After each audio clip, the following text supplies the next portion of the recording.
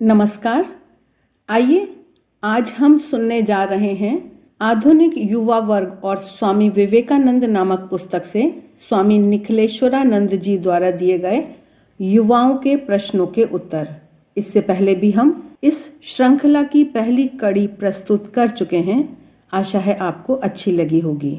कुमारी भूमिका बगदवाल AKI college Almora की छात्रा पूछ रही हैं, हम लोगों ने सुना है कि स्वामी विवेकानंद को इच्छा मृत्यु का वरदान मिला था, तब फिर उन्होंने शरीर त्याग क्यों किया?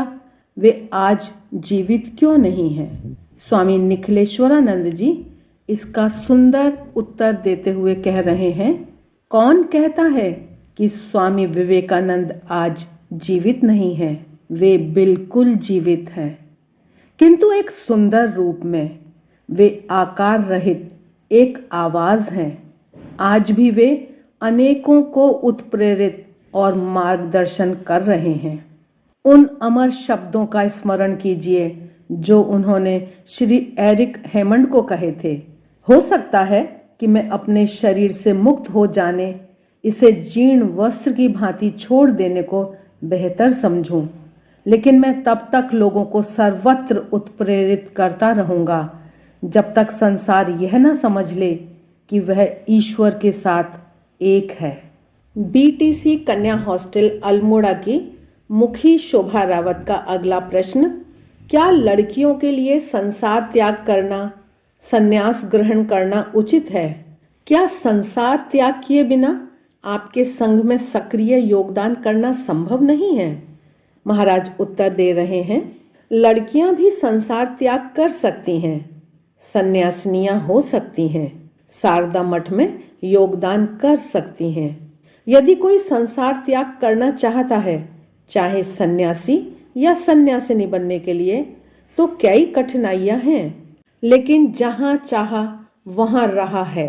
शिव भाव से जीव की सेवा या ईश्वर बुद्धि से मानव की सेवा करते हुए यदि किसी के पास अमर आनंद का अमृत पान करने की तीव्र इच्छा है, तो वह कोई ना कोई रास्ता निकाल ही लेगा या लेगी। किंतु सभी संसार का त्याग नहीं कर सकते और न करने की जरूरत ही है। तुम निश्चय ही बिना संसार का त्याग किए हुए ही हम लोगों के क्रियाकलापों में भाग ले सकती हो। अनेक गृही भक्त और स्वयंसेवक हमारे सेवा कार्यक्रमों में हमें अपना सहयोग प्रदान करते हैं। लड़कियों के लिए शारदा मठ के क्रियाकलापों में सहयोग करना आसान और उत्तम है। सौभाग्यवश तुम्हारे लिए कसार देवी के निकट अल्मोड़ा में, जहां स्वामी विवेकानंद जी ने तपस्या की थी, शारदा मठ की एक नई शाखा खोली गई है। महाराज से एक प्रश्न पूछा गया कि लोग कहते हैं कि लड़कियों के लिए तर्क वितर्क करना उचित नहीं, क्या यह सच है? महाराज उत्तर देते हुए कह रहे हैं कि तर्क के लिए तर्क करना सदा बुरा है, लड़का या लड़की किसी के लिए भी, किंतु अपनी समझ की स्पष्टता के लिए तर्क करना सर्वदा सराहनीय है। भगिनी निवेदिता स्वामी विवेकानंद जी से बहुत तर्क वितर्क किया करती थीं। स्वामी जी उनसे अप्रसन्न नहीं होते थे। अपना स्वयं का उदाहरण देते हुए उन्होंने कहा, अपने गुरुदेव को स्वीकार करने से पहले मैं 6 वर्षों तक संघर्ष करता रहा। इसी से मैं इस मार्ग का कोना कोना जानता हूँ। एडम्स इंटर कॉलेज अल्मोड़ा की छात्राएं कुमारी निधि रावत व कुमारी निधि तिवारी का प्रश्न कि निराशा की घड़ियों में जब सत्यनिष्ठ बने रहना बड़ा महंगा साबित हो रहा हो, तब हमें क्या करना चाहिए? यह प्रश्न हम सभी के मन में उठता है। आइए सुनते हैं स्वामी निखिलेश्वरानंद जी से इस प्रश्न का उत्तर। महाराज कह रहे हैं, श्री रामकृष्ण ने कहा था, सत्य इस कलयुग की वास्तविक तपस्या है। आज हम इस कथन की सार्थकता का स्पष्ट अनुभव करते हैं जब हम यह देखते हैं कि जो सत्य का पालन करते हैं उन्हें कितना त्याग करना पड़ता है, कितने कष्ट झेलने पड़ते हैं और कितनी आलोचनाएं सहनी पड़ती हैं।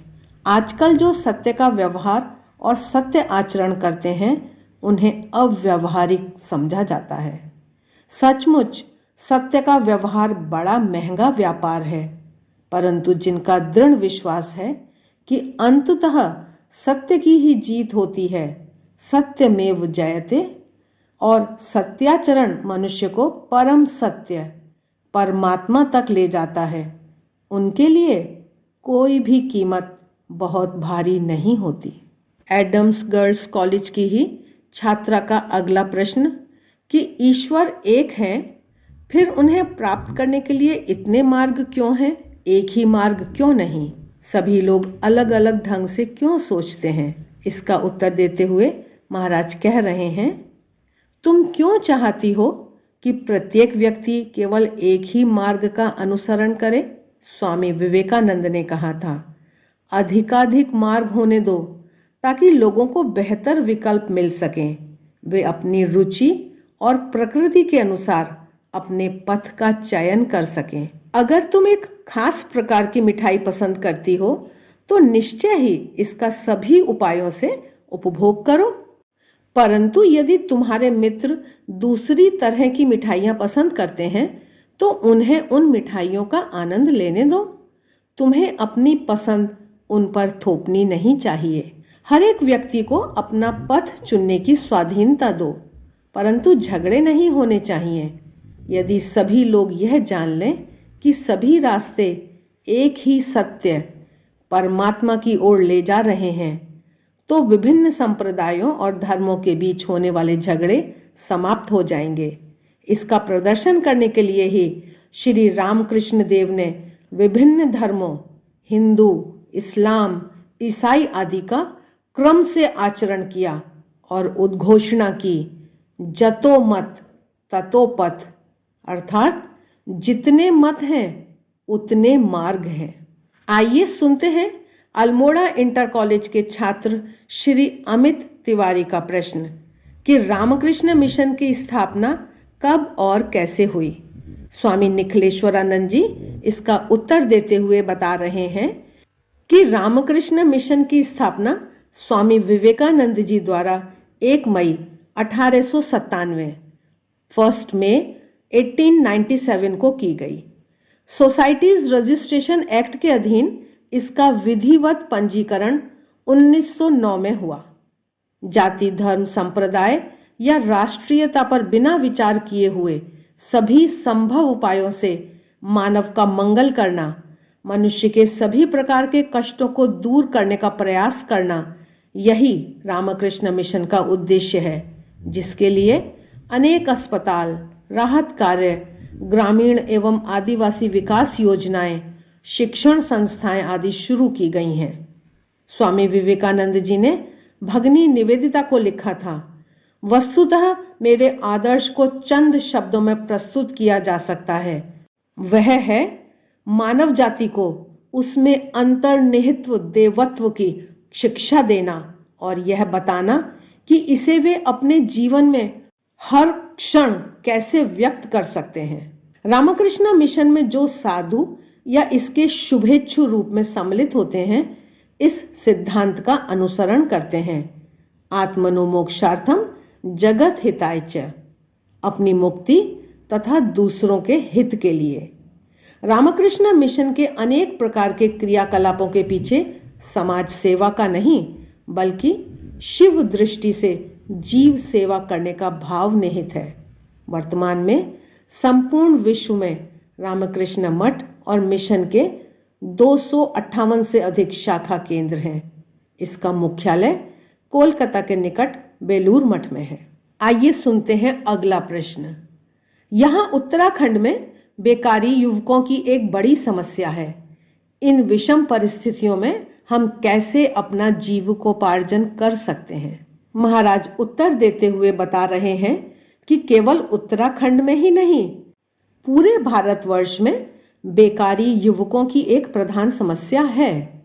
आवेदन आवेदन किंतु कोई प्रत्युत्तर नहीं। यही दशा है अनेक युवकों की। स्वनियोजन अर्थात स्वरोजगार ही इस समस्या का समाधान है। अपने देश में शिल्पियों, कारीगरों आदि की बहुत मांग है। सरकार की ट्राइसेम योजना के अंतर्गत या निजी तौर पर तुम कुछ रोजगार सीख सकते हो और लघु उद्यम शुरू कर सकते हो। इस प्रकार तुम न केवल स्वरोजगार पा सकते हो बल्कि दूसरों के लिए रोजगार का सृजन भी कर सकते हो।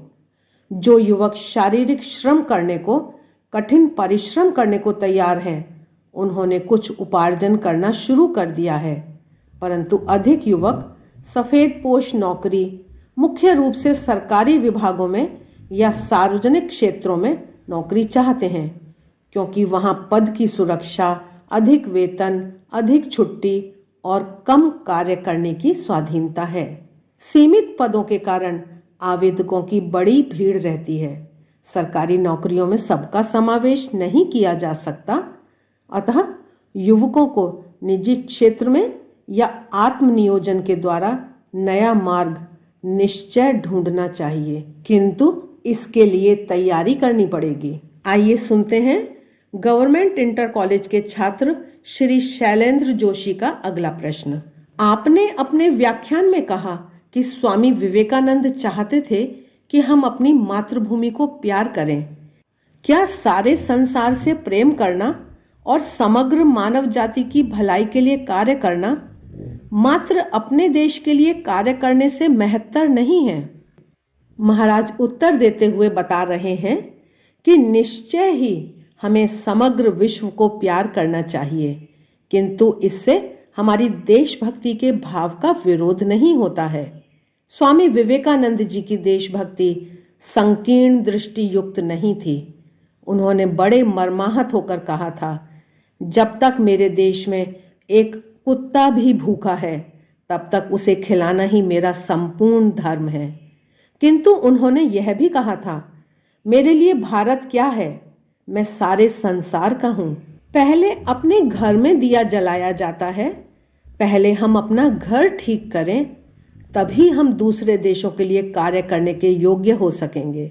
समग्र विश्व के लिए कार्य करने के साथ साथ सभी अपनी मातृभूमि को प्यार कर सकते हैं। स्वामी निखिलेश्वरानंद जी आगे बताते हुए कह रहे हैं कि स्वयं सन्यासी होते हुए भी स्वामी विवेकानंद जी ने लोगों को भारत के लिए कार्य करने को क्यों प्रेरित किया, इसका एक अन्य महत्वपूर्ण कारण है।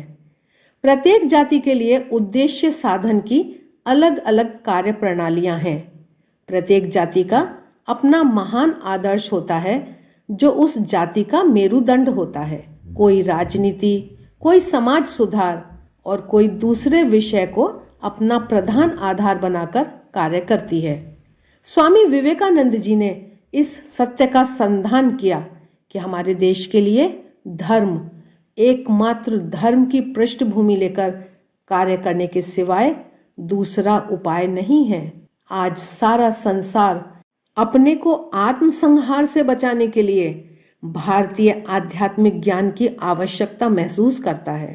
सर्वप्रथम हमें भारत को बचाना है, केवल इसलिए नहीं कि यह हमारी मातृभूमि है, बल्कि इसलिए कि यदि भारत बचता है तो सारा संसार बचता है। स्वामी विवेकानंद जी ने कहा था, क्या भारत मर जाएगा तब तो संसार से सारी आध्यात्मिकता का समूल नाश हो जाएगा, सारे सदाचारपूर्ण आदर्श जीवन का विनाश हो जाएगा, धर्मों के प्रति सारी मधुर सहानुभूति नष्ट हो जाएगी, नारी के प्रति ईश्वरीय भाव का भी लोप हो जाएगा और उसके स्थान में काम रूपी देव और विलासिता रूपी देवी राज्य करेंगी। धन उनका पुरोहित होगा। प्रताड़ना, पाश्विक बल और प्रतिद्वंदिता ये ही उनकी पूजा पद्धति होगी और मानवात्मा उनकी बलि सामग्री हो जाएगी। इस प्रकार की विपत्तिकर घटना कभी हो नहीं सकती। महान इतिहासकार आर्नल्ड जे टॉइनबी ने कहा है, मानव जाति की मुक्ति का एक ही मार्ग है, भारतीय मार्ग। सम्राट अशोक और महात्मा गांधी का अहिंसा का सिद्धांत और श्री रामकृष्ण का धर्म समन्वय का प्रमाण। यहाँ हमें वह मनोभाव और प्रवृत्ति मिलती है जो मानव जाति को एक साथ एक ही परिवार में विकसित करना संभव बनाती है और इस परमाणु युग में विध्वंस से अपने को बचाने का हम लोगों के लिए यही एकमात्र विकल्प है। भारत का संदेश वसुधैव कुटुंबकम का संदेश है, अर्थात सारा विश्व एक परिवार है। वेदांत के अनुसार सारा विश्व एक ही समान चेतना से व्याप्त है। यह एक आध्यात्मिक जगत है। आधुनिक विज्ञान ने भी इसे प्रमाणित किया है। आधुनिक मानव मानसिक शांति की खोज में है, जो वह भौतिक समृद्धि या बाहरी उपकरणों से नहीं पा रहा है। सारे संसार का मनुष्य आज उस वेदांत के अमृत का पान करने को पिपासु है, जो कहता है कि आत्मा शाश्वत, आनंद और अनंत है। हम में से प्रत्येक व्यक्ति के भीतर अवस्थित है।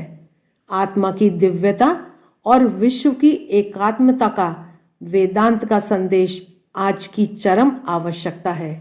यही स्वामी विवेकानंद की आराधना का भारत था।